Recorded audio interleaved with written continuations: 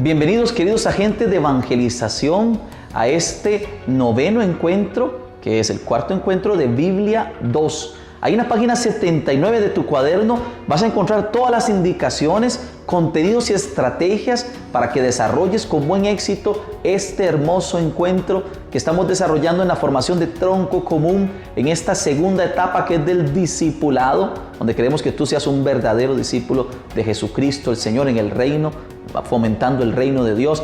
En este nivel de Biblia 2 vas a encontrar que vamos a seguir trabajando ahora los libros de la Nueva Alianza, es decir, todo el Nuevo Testamento, y siempre confrontándolo con el texto de tu palabra me da vida.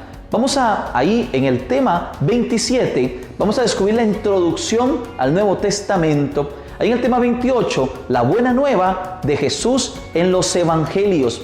En el tema 29, los evangelios sinópticos. En el tema 30, el evangelio y la carta de San Juan. Y por último, en el tema 31, el libro de los Hechos de los Apóstoles. Ya vamos creciendo y hemos hecho un hermoso proceso conociendo la Sagrada Escritura. Cuánto conocimiento, cuánta sabiduría, pero de manera especial, cuánta disposición para escuchar la voz de Dios.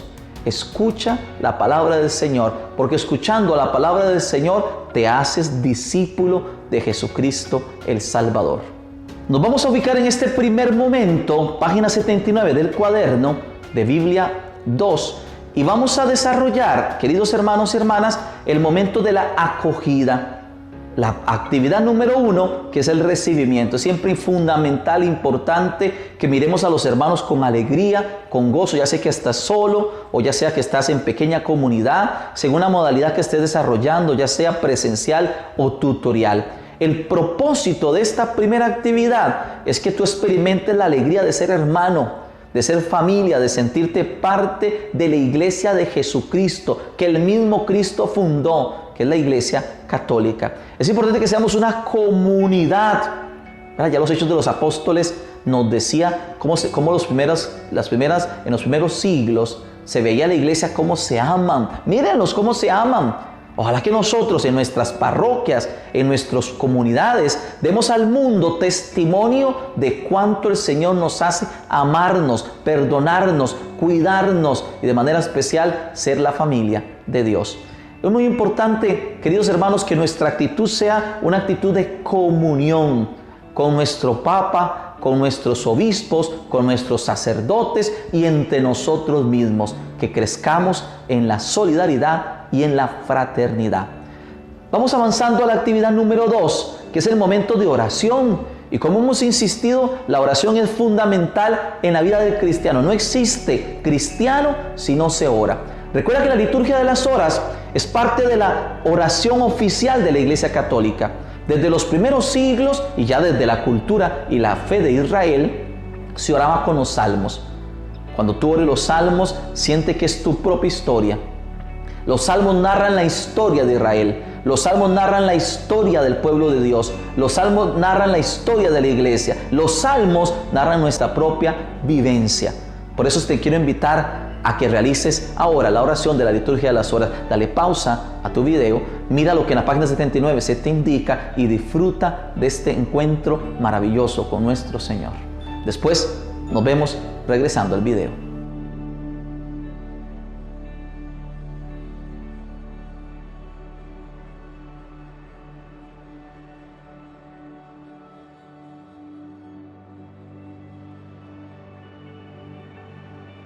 En la actividad número 3, una dinámica especial de diferentes comportamientos, vamos a ser conscientes con el propósito que ahí se nos propone de nuestras actitudes. Aquellas actitudes que nos unen y aquellas actitudes que nos desunen o nos separan. Recuerde que toda división en la iglesia no viene del Señor. Todo antitestimonio nace de la separación. Estamos buscando en este proceso de formación de tronco común no solo conocer las cosas de Dios, no solo aprender de la Sagrada Escritura, sino ser verdaderos cristianos que ponen en práctica la palabra de Dios y que deciden vivir conforme a la voluntad del Señor. Por eso te invitamos a desarrollar las 2 preguntas generadoras que ahora te proponemos, que disfrutes de esta dinámica y que puedas desarrollarla con mucho entusiasmo.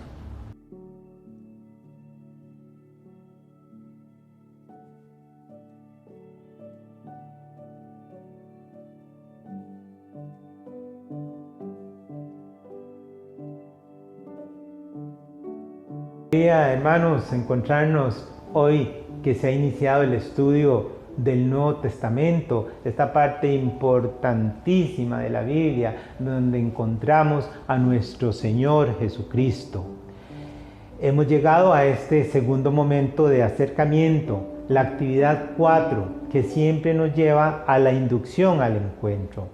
Lee por favor el propósito que está en la página 80 de tu cuaderno. Y si estás en la modalidad presencial, sigue al pie de la letra las instrucciones que te dé el equipo de formadores. Y en la modalidad tutorial, vuelve a leer ese objetivo para que te quede bien claro. Al hablar del Nuevo Testamento nos encontramos con una serie de contenidos que son los que vamos a desarrollar el día de hoy, vamos a compartir. Primero, una introducción general al Nuevo Testamento. Luego, la buena nueva de Jesús que vamos a encontrar en los evangelios. Los evangelios sinópticos. ¿Qué significa esa palabra? ¿La hemos escuchado? ¿Tenemos dudas de qué significa? Bueno, hoy nos va a quedar claro ese significado. También se va a hacer referencia al evangelio y las cartas de San Juan. Y por supuesto que también al libro de los Hechos de los Apóstoles. Por favor, ve a la página 80 de tu cuaderno y lee los objetivos de este encuentro. Por favor, pausa el video para que leas con detalle esos objetivos.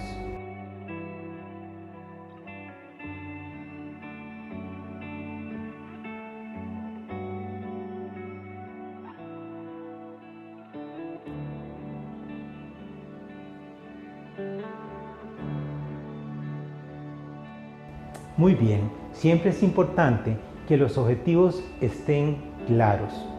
Llegamos a la actividad 5, la dinámica de reflexión. Por favor, nuevamente te vas a dirigir en tu cuaderno y vas a contestar las preguntas que ahí se te formulan.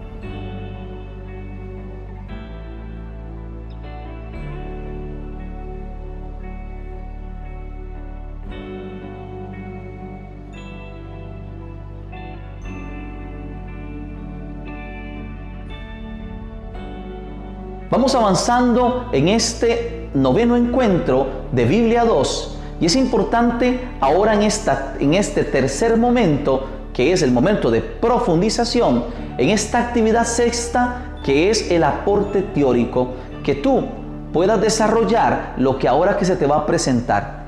Atención, es un momento para enfocarse, para poner atención al contenido o aporte teórico que el Padre Mario Montes, especialista en Sagrada Escritura, estudioso de la Sagrada Escritura, ahora nos va a relatar. Ojalá que este contenido y esta formación sobre la Sagrada Escritura te emocione, te haga ser discípulo y te ayude a crecer y madurar en la fe. Te recuerdo que vamos a irlo confrontando con la página 290 hasta la 331 del texto de tu palabra me da vida. Pon mucha atención y disfruta de esta enseñanza.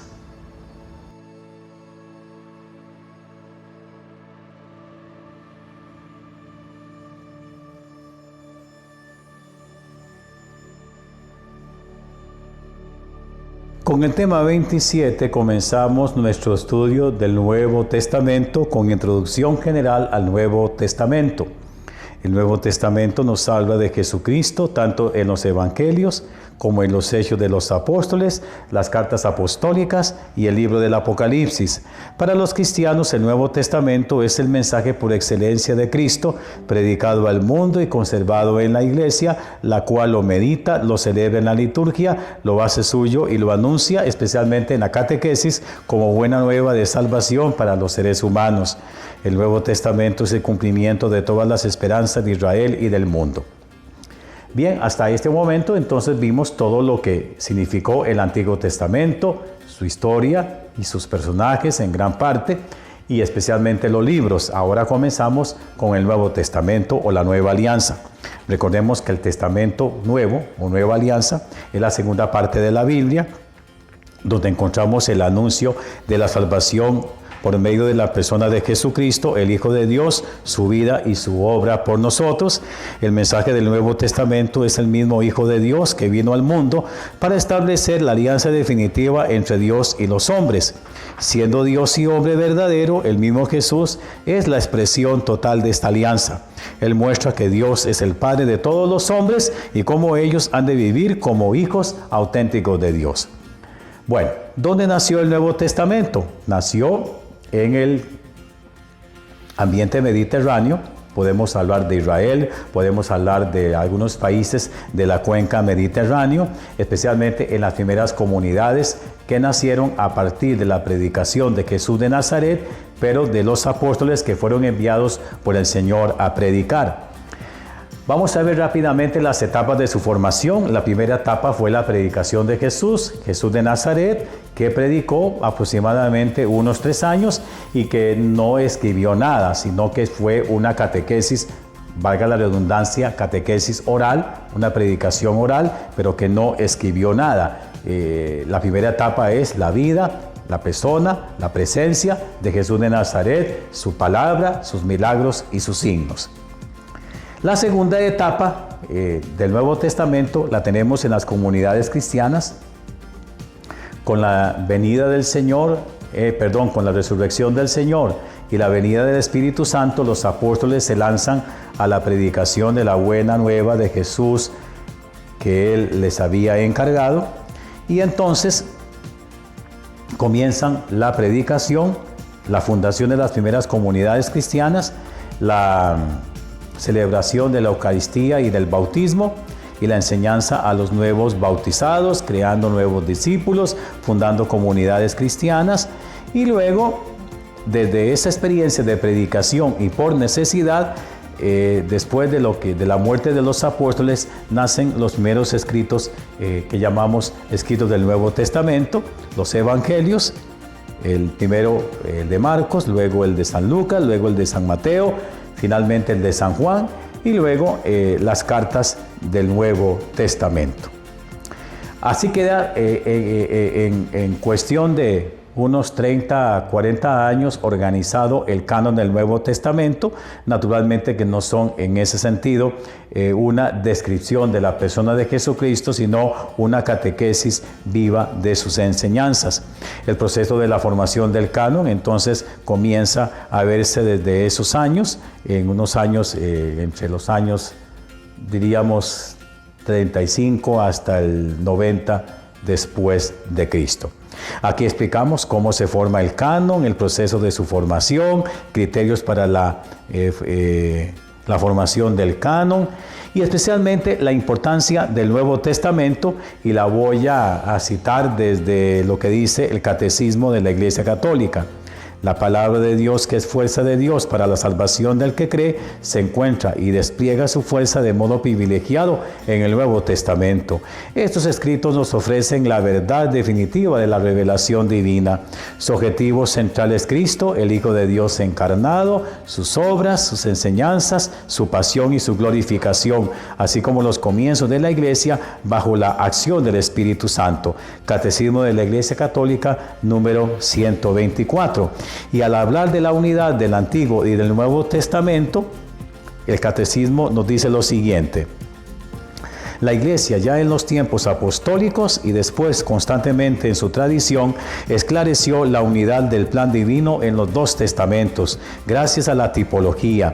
Esta reconoce en las obras de Dios en la antigua alianza prefiguraciones de lo que Dios realizó la plenitud de los tiempos en la persona de su Hijo encarnado.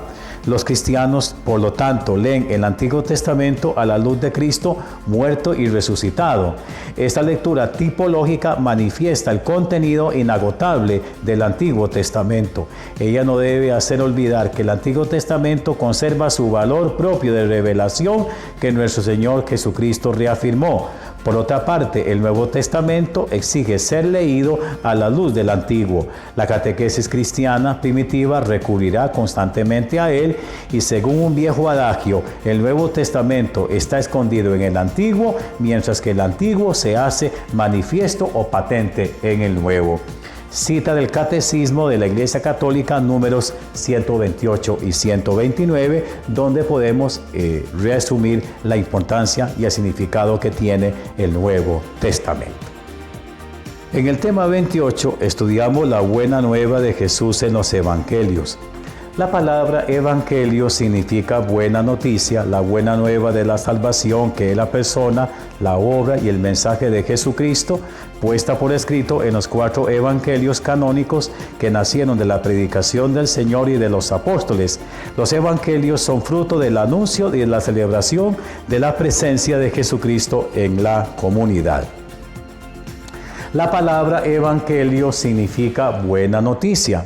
La palabra evangelio significa los 4 escritos canónicos del Nuevo Testamento en que se contiene la buena noticia.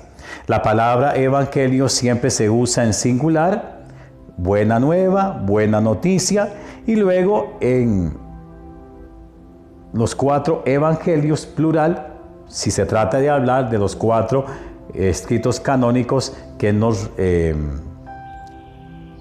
recogen la buena nueva de Jesucristo. Bueno, al igual que como sucede con el Nuevo Testamento, recordemos que la buena noticia a lo largo de su formación conoció prácticamente la etapa que hemos mencionado en el tema anterior. La buena nueva, el Evangelio, consiste en el anuncio del reino de Dios, que es la catequesis de Jesús. Jesús recorre Palestina, anuncia el Evangelio del Reino como buena noticia, sana a los enfermos y finalmente da su vida en la cruz y resucita por nuestro rescate. Esa es la buena nueva de la salvación, que Dios es Padre, que Él quiere traernos su reino. Después, aquellos que lo siguieron, las mujeres, los discípulos y los apóstoles, se convirtieron en los testigos de esta buena noticia. Así lo dice San Lucas en su prólogo, Lucas 1:1 al 4.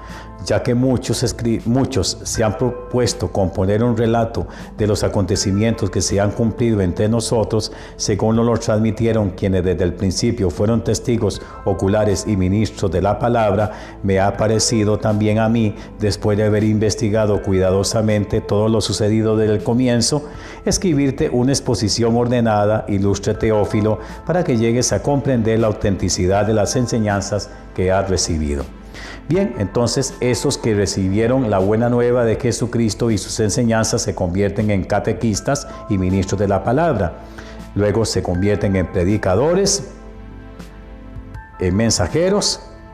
De su catequesis, de su enseñanza, nacen los primeros escritos, que aunque no son los 4 evangelios, pues cuentan la vida de Jesús y especialmente algunos de sus gestos y milagros.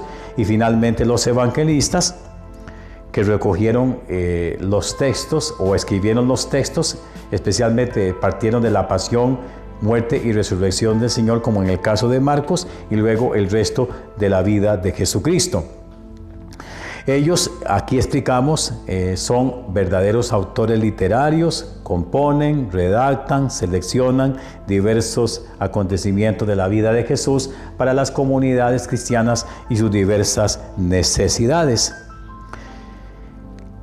Lo primero que encontramos en el Nuevo Testamento, en este caso en los evangelios, son los llamados evangelios sinópticos, que son el de Mateo, el de Marcos y el de Lucas. Se les llama sinópticos porque colocándolos en 3 columnas vemos que son prácticamente idénticas sus presentaciones, como también sus diferencias.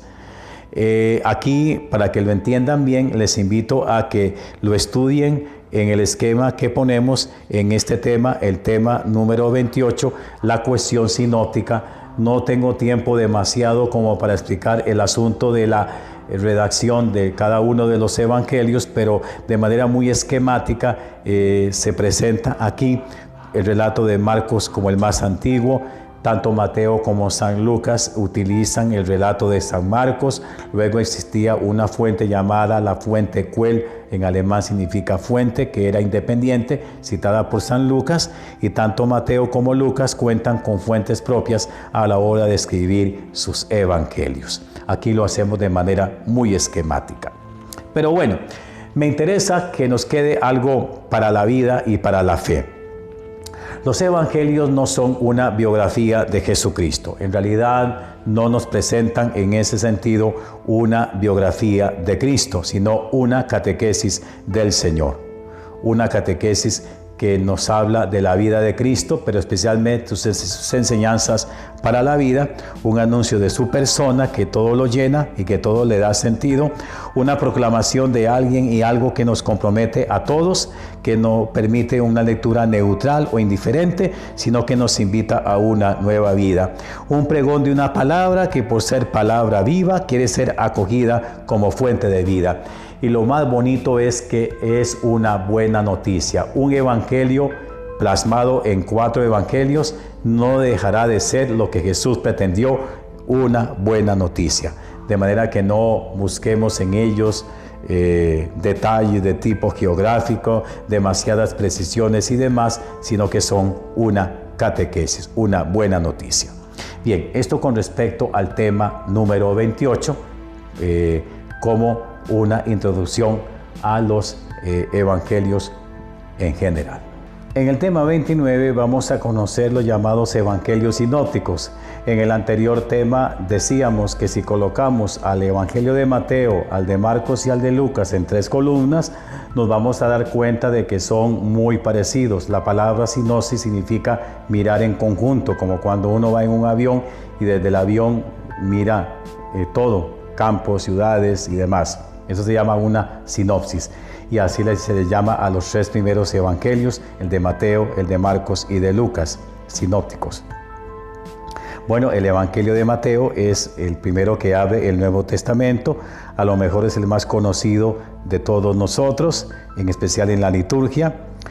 Se le atribuye a uno de los discípulos de Jesús, apóstol Mateo. También aparece como Leví, Mateo o Leví, en los evangelios de Mateo, Marcos y Lucas. Había sido cobrador o publicano, cobrador de los impuestos para los romanos, y es llamado por Jesús a ser su seguidor. A él se le atribuye por lo general la redacción de este texto Evangelio de San Mateo, aunque hemos de decir que a lo mejor era un judío ya convertido en cristiano, que conocía muy bien el Antiguo Testamento. Escribe para una comunidad formada por judio-cristianos, es decir, judíos que se habían convertido al cristianismo por ahí el año 70 a.C., y responde a las diversas comunidades de Mateo y sus dificultades. Aquí lo explicábamos, una comunidad que tiene que dialogar con los paganos, una comunidad cristiana preocupada por las relaciones entre sus miembros, formada por personas que lo han dejado todo para seguir a Cristo, que esperaban la venida del Señor y que a lo mejor la fe se estaba enfriando. El vocabulario de San Mateo es un vocabulario muy judío, no explica demasiadas cosas de la enseñanza de Jesús, puesto que si es una comunidad judío-cristiana, mucho del vocabulario de Jesús ellos son capaces de entenderlo. Por ejemplo, cuando se habla del reino de los cielos, mi Padre que está en los cielos, y además presenta su evangelio de manera muy esquemática en 5 grandes discursos. El primer discurso, los capítulos 5 al 7, sobre el sermón de la montaña. El capítulo 10, que es el envío de los discípulos. El capítulo 13, que es el sermón sobre la naturaleza del reino en 7 parábolas.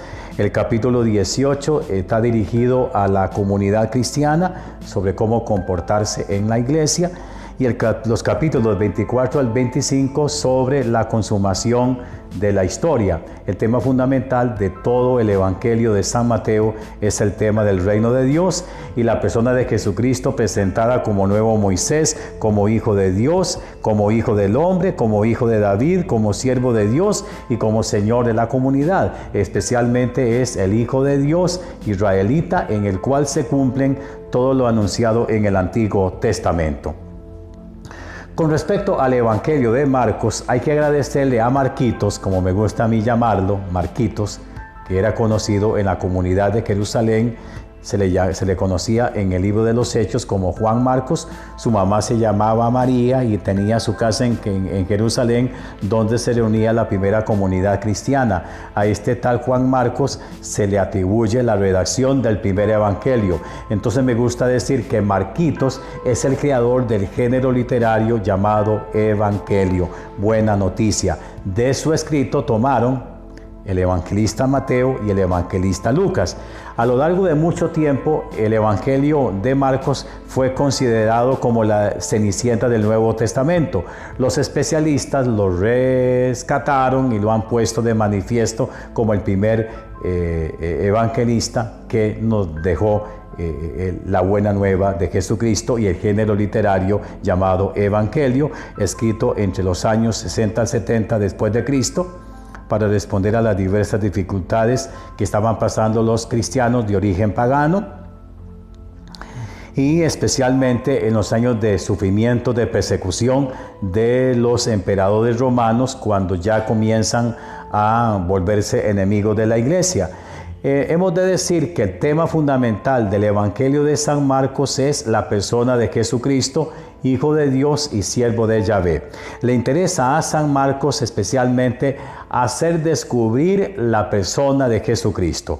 Ya en el primer versículo nos ha de decir Evangelio de nuestro Señor Jesucristo, Hijo de Dios, pero lo quiere demostrar a lo largo de toda su obra en un evangelio que es bastante corto. Entonces, hemos de decir que su cristología fundamental es el siervo de Yahvé, el Mesías, el Hijo de Dios, al que se le descubre a lo largo del camino de la fe que hacen los discípulos con el Señor, y ese señorío y esa identificación de Jesucristo solamente se logrará cuando el centurión romano diga al pie de Cristo muerto en la cruz: este es el Hijo de Dios, además de ser un evangelio misionero. Y luego terminamos el tema número 29 con el Evangelio de San Lucas. Recorriendo el camino de los evangelios sinópticos, ahora nos toca conocer al Evangelio de San Lucas. Según la tradición cristiana, este tercer evangelio fue escrito por San Lucas, que era médico de Antioquía, discípulo de Pablo, no conoció a Jesús, ni conoció tampoco a la mayoría de los apóstoles, pero sí a Pablo, con el cual comienza su discipulado. Además de que hemos de agradecerle a San Lucas, que escribe una sola obra que se llama Evangelio y Hechos de los Apóstoles. La primera referencia de San Lucas como autor de un evangelio la tenemos en el llamado Canon de Muratori, un escrito cristiano del año 170 después de Cristo. Bueno, decíamos que además de su evangelio, escribe el libro de los Hechos de los Apóstoles, y ambos los dedica a un tal Teófilo, cristiano importante e influyente en su comunidad. Y hemos de decir que la obra de Lucas es una obra en camino. ¿Qué quiero decir con eso? Jesús comienza su ministerio en Galilea, camina hacia Jerusalén y en Jerusalén muere. Es todo un camino geográfico e histórico, pero que no se detiene. Ese camino lo seguirán sus discípulos hasta que lo vemos concluido con San Pablo en la comunidad romana, una obra en camino. Entonces, a lo largo de todo su evangelio vemos a Jesucristo que camina firme hacia Jerusalén para morir y resucitar por nosotros. Aquí lo ponemos con detalle en este texto del tema 29, destinatarios, fecha, lugar de composición. Y como les digo, este caminar de Jesús es continuado por sus discípulos hasta que vemos cómo el recorrido de Jesús termina con el recorrido que hace San Pablo hasta llegar a los confines del mundo, como Jesús había dicho según Hechos 1:8. Ustedes serán mis testigos en Jerusalén, en Samaria, en Judea y hasta los confines del mundo. para los antiguos, Jerusalén era como, además de la capital del imperio, el fin del mundo. Y es un viaje que va de Galilea a Jerusalén y de Jerusalén al mundo entero. ¿Qué hay que rescatar del Evangelio de San Lucas? Algo muy bello que decía Dante Alighieri, el gran poeta italiano. Lucas es el Evangelio de la misericordia de Dios, de la ternura de Dios para con los pecadores. Vemos en este Evangelio cómo Jesús, el Hijo de Dios encarnado, se hace acompañar de los pobres, de los pecadores, de los enfermos, de los marginados, de los niños y especialmente de las mujeres tan postergadas en ese tiempo. Por eso podemos decir que este Evangelio es el Evangelio de los pecadores, de las mujeres y de los marginados, de las mujeres como las amigas de Jesús, en especial su primera discípula, María Magdalena, y María de Nazaret, su madre. También el protagonismo del Espíritu Santo es muy grande, tanto en el Evangelio como en el libro de los Hechos de los Apóstoles. Mucho el tema de la oración aparece en sus páginas, teniendo como modelo a Jesús, el orante por excelencia. El tema de la alegría es importante en la obra de Lucas, con solo que ustedes vean a los personajes de la parábola del Hijo Pródigo en Lucas capítulo 15. Y como les digo, el Evangelio de la misericordia y de la afabilidad de un Dios amoroso en favor de los pecadores y de los humildes. Por eso, en ese sentido, vemos cómo Jesús constantemente se dirige a los pecadores, come con ellos, los perdona, se hace acoger por Zaqueo en su casa, perdona a la pecadora arrepentida, es misericordioso con las mujeres, especialmente la viuda de Naín, que ha muerto su único hijo. Ellas ocupan un lugar preferencial a lo largo de la historia de Jesús.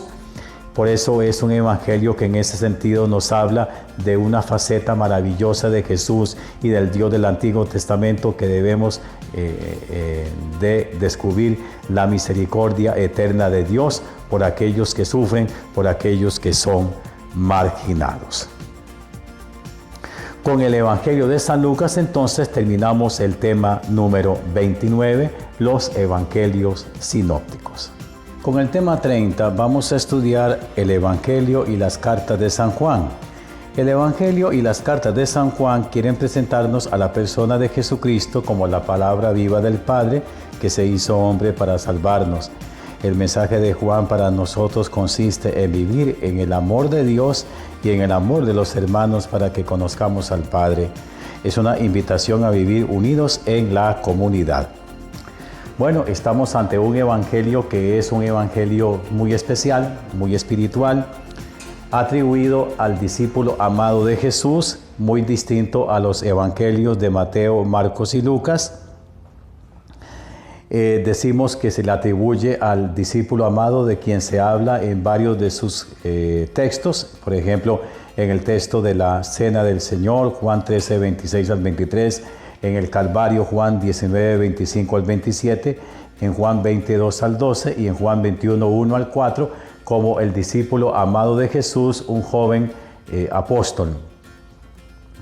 A él se le atribuye, dirigido a una comunidad muy distinta de las anteriores, una comunidad abierta, que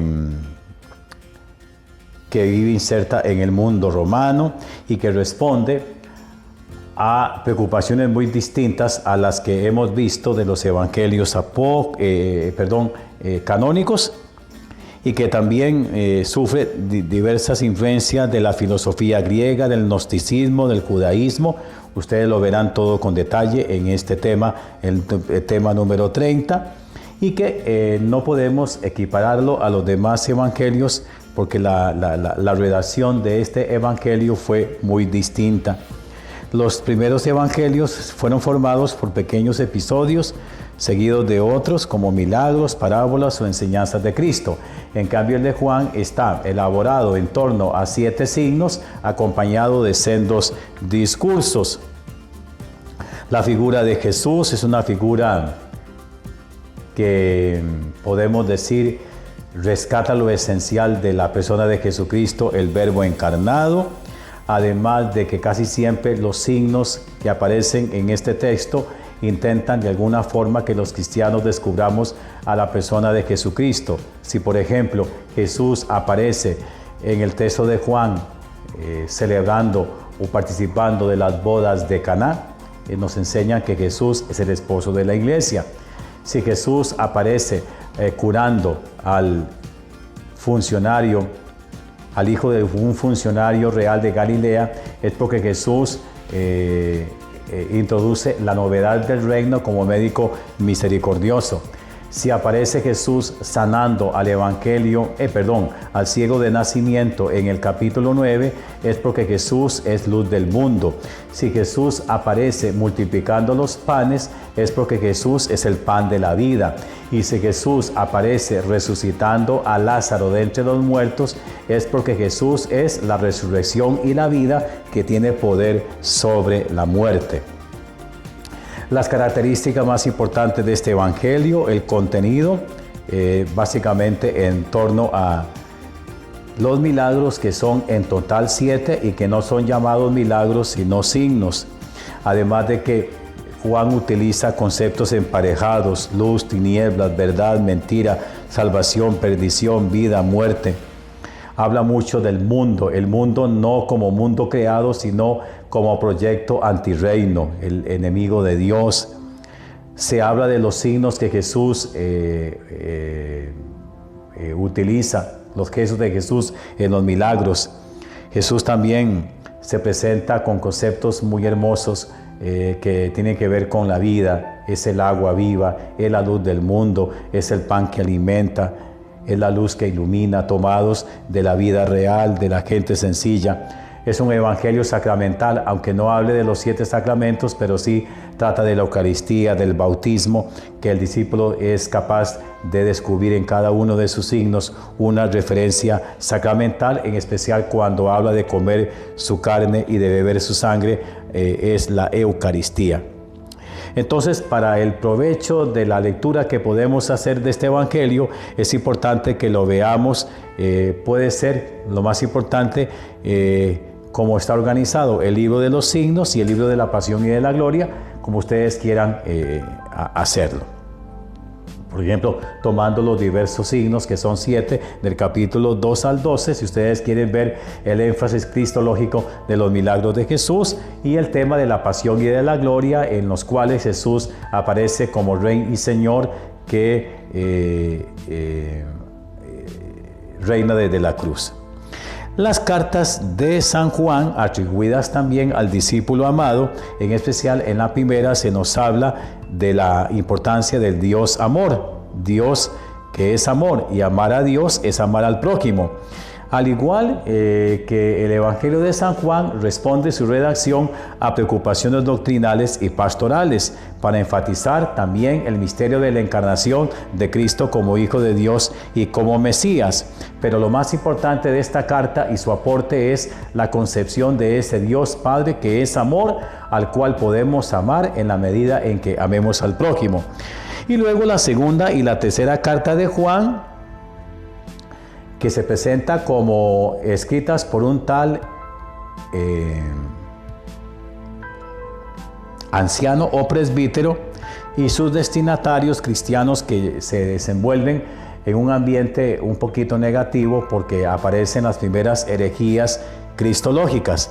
El mensaje de la segunda carta es un mensaje donde se le invita a los cristianos a defenderse de los falsos maestros. Y también la tercera es una carta de estímulo que presenta al anciano como responsable de un grupo de comunidades y que les invita a los misioneros a ser verdaderamente hospitalarios con quienes visiten sus casas. Bueno, habla de andar en la verdad, vivir en la verdad. Pretenden tanto la primera como la segunda poner en guardia a los miembros de sus comunidades contra los cristianos radicalizados que han surgido en el seno de la comunidad cristiana y que han negado el misterio de la encarnación y de la presencia de Jesús en este mundo. Y que Juan es muy fuerte al decir que todo aquel que que no confiese a Jesús venido en carne es un anticristo. Bien. Con el tema 30, entonces, hemos visto a Juan su Evangelio y sus cartas. Con el tema 31 vamos a estudiar el libro de los Hechos de los Apóstoles. Hemos dicho que el libro de los Hechos de los Apóstoles es la segunda parte del Evangelio de la obra de Lucas con el Evangelio de San Lucas. Lucas, recordemos que nos presenta la actividad de Jesús allá en Galilea, yendo hacia Jerusalén, el Jesús histórico, pero aquí en el libro de los Hechos es la prolongación de su ministerio con el nacimiento de la iglesia. En este libro se nos habla del dinamismo del Espíritu Santo, que es el motor, el alma y la fuerza de la primera comunidad cristiana. Y no deberíamos de llamarlo libro de los Hechos de los Apóstoles, sino libro de los Hechos del Espíritu, porque es el gran promotor de la evangelización. Entonces, más que el origen de la iglesia, como estamos acostumbrados a ver este libro, en realidad nos presenta una historia de salvación que comienza con Jesucristo y es prolongada por el ministerio de los apóstoles. Y sí nos habla de la iglesia, de sus comienzos. Los rasgos son muy hermosos, una comunidad fraternal, tienen una vida común de oración, de comunión, celebran la fracción del pan, es decir, la Eucaristía. Son animadores aquellos responsables de aquellas comunidades, especialmente Pedro, Juan y Pablo, al que hay que reconocerle que Lucas le dedica gran parte de su obra. La iglesia, según la experiencia de este libro, es la comunidad de los discípulos guiados por el Espíritu Santo, pero también es una iglesia misionera en la que los discípulos no dicen su propia palabra, sino que dan testimonio del acontecimiento central de la historia, la salvación de Jesús, cumpliendo con el encargo que es, por así decirlo, el lema fundamental de este libro. Hechos capítulo 1, versículo 8. Ustedes serán mis testigos en Jerusalén, en Judea, en Samaria y hasta los confines de la tierra.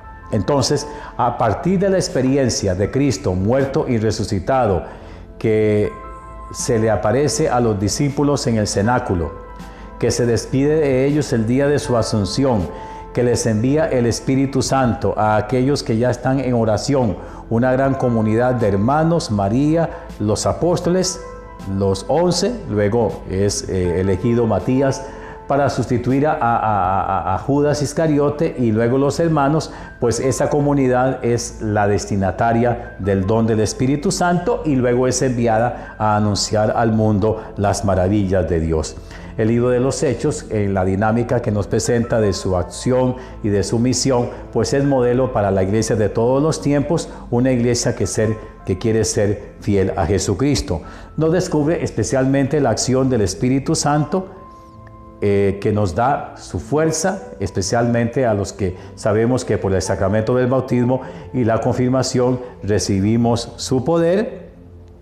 Pero también nos presenta el caminar de aquellas comunidades cristianas, muy idealizado a veces, por supuesto, modelo, pero también sus dificultades, sus problemas, sus pecados, sus luces y sus sombras.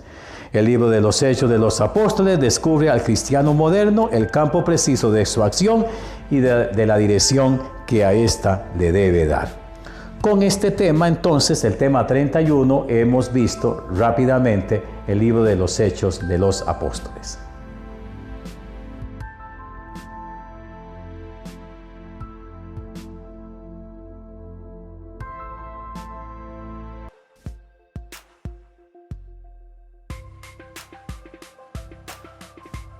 Bueno, hemos llegado al momento 4 de personalización. En la actividad 7, que es de asimilación para la vida, para que te quede claro el propósito, por favor, ve a la página 82 y lo lees con detalle. Recuerda, si estás en la modalidad presencial, sigue al pie de la letra las instrucciones que te dan los formadores, y en la modalidad tutorial, vuelve por favor a la página 82 y lee nuevamente el propósito. Luego, en esa misma página, vas a encontrar una serie de ejercicios. Hazlos por favor con cuidado, poniendo atención y siendo muy sincero en tus respuestas, porque nos permite entonces asimilar lo que hemos aprendido, lo que hemos compartido en este encuentro para nuestra vida personal y espiritual.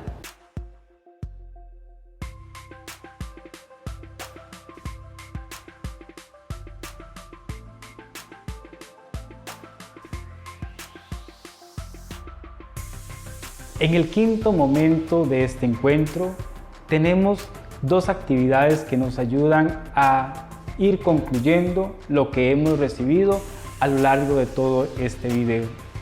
En la primera actividad tenemos la oración conclusiva. En la segunda actividad, el ejercicio de maduración. Una vez que hemos leído el propósito que aparecerá en este video, tenemos que escuchar la síntesis de lo que hemos vivido para terminar con la oración que nos propone el encuentro. Recordar que para ser agentes de evangelización, para ir creciendo y madurando, tenemos que tener un encuentro siempre con Jesús.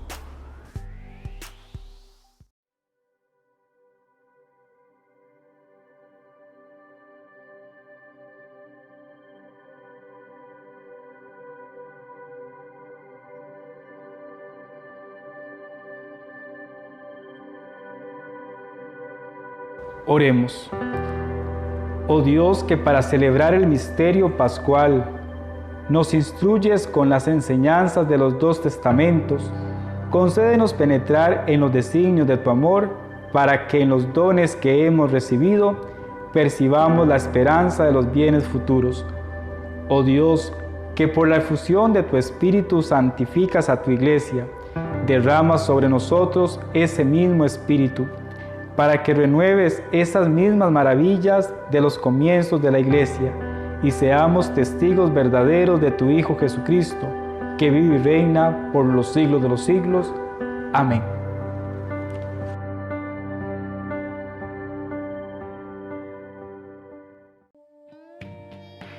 En el ejercicio de maduración de este noveno encuentro es importante que respondamos a cada una de las preguntas que nos propone el cuaderno de trabajo.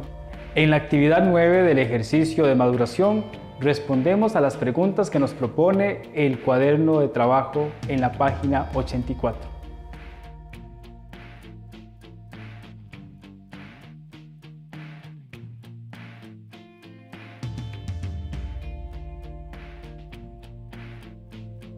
Muy bien, hermanos, agentes de evangelización.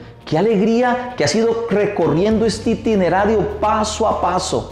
Si vemos hacia atrás, vemos cuánto camino hemos recorrido y cuánto el Señor ha sido fiel y nos ha iluminado con la fuerza de su Espíritu. Y también queremos ver esa transformación que Dios está actuando en ti, en tu vida, en tu servicio evangelizador, en tu manera de enfrentar las dificultades y los problemas de la vida. Qué hermoso es ser cristiano, porque sabemos que el Señor siempre nos acompaña. Por eso, a la conclusión de este noveno encuentro de Biblia 2, queremos agradecerte por tu esfuerzo, por tu trabajo, por tu dedicación, por el tiempo que has dedicado y de manera especial porque te has decidido a ser discípulo del Señor.